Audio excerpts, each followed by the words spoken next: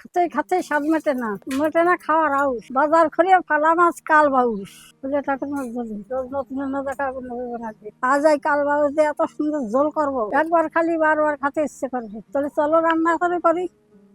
এই যে মাছটাকে কেটে নেব আর ছাড়িয়ে নিচ্ছি মাছগুলোর, তারপরে পিস পিস করে কাটবো। মাছটাকে পিস পিস করে কেটে নেব।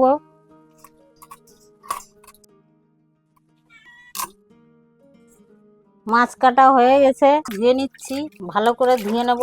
মাছ ধোয়া হয়ে গেছে।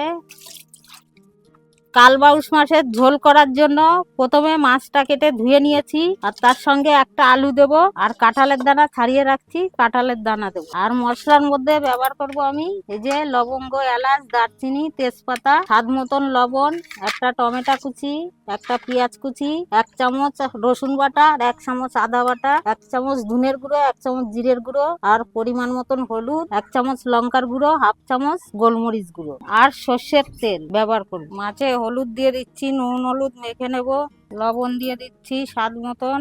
এবার মাছটা মেখে নেব, লবণ হলুদ মেখে তেল দিয়ে দেবো কড়াইতে। কড়াই গরম হয়ে গেছে, সর্ষের তেল দিয়ে দিচ্ছি কড়াইতে। তেল গরম হয়ে গেছে, এবার মাছগুলো দিয়ে দেবো।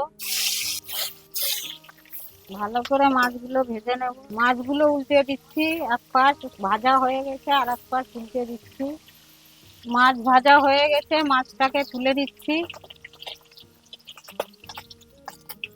মাছ ভাজা তেলের মধ্যেই ফোড়ন দিয়ে দেবো। তেজপাতা দিয়ে দিচ্ছি প্রথমে 2টো, তারপরে শুকনো লঙ্কা দিয়ে দিলাম 2টো। এবার লবঙ্গ, এলাচ, দারচিনিও দিয়ে দিলাম। এবার একটা পেঁয়াজ কুচিয়ে রাখছিলাম, সেটাকে দিয়ে দিচ্ছি।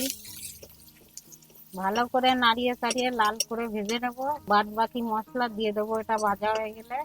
টমেটো কুচি দিয়ে দিচ্ছি একটা, আদা বাটা, রসুন বাটা 1 চামচ করে দিয়ে দিলাম, জিরে আর ধনে 1 চামচ করে দিয়ে দিচ্ছি, লঙ্কার গুঁড়ো 1 চামচ, 1/2 চামচ গোলমরিচ গুঁড়ো দিয়ে দিলাম, লবণ দিয়ে দিচ্ছি। এবার ভালো করে নাড়িয়ে চাড়িয়ে মাছের ডিমটাও দিয়ে দিলাম এর ভিতরে, মশলার সঙ্গে একবারে ভেজে নেব।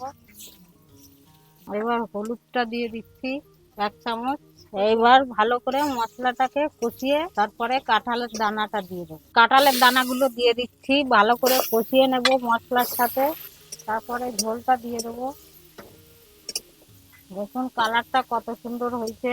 ভালো করে দানাটা মশলাটা একসঙ্গে সব কষিয়ে নিচ্ছি ভালো করে। আমার কাঁঠালের দানা কষা হয়ে গেছে, এবার ঝোলটা দিয়ে দেবো। মাছের মাথাগুলো দিয়ে দিচ্ছি প্রথমে, মাছগুলো পরে দেবো। এবার মাছগুলো দিয়ে দিচ্ছি এক এক করে। 2-3 মিনিট ফুটবে, নামিয়ে দেবো।